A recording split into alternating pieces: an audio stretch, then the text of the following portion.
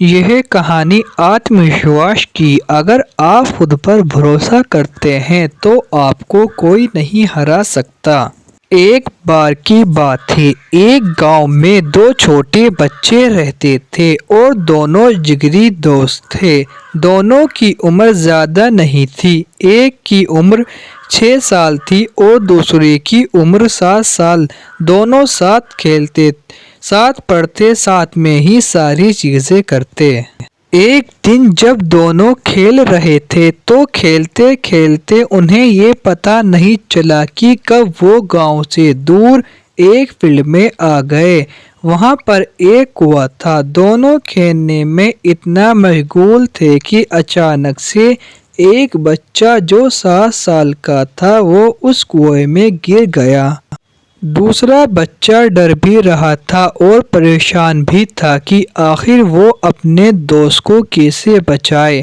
وہاں پر کوئی تھا بھی نہیں اور گاؤں سے کافی دور آ جانے کی وجہ سے ان کی آواز کسی کے پاس جا بھی نہیں پا رہی تھی اور وہ دوسرا 6 سال کا بچہ اپنے دوست کو چھوڑ کر جا بھی نہیں سکتا تھا۔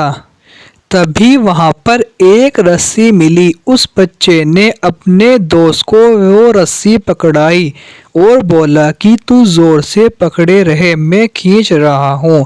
وہ 6 سال کا بچہ 7 سال کے بچے کو کھینچ نہیں پا رہا تھا، لیکن وہ کوشش کر رہا تھا کہ کیسے بھی اس کا دوست اوپر آ جائے۔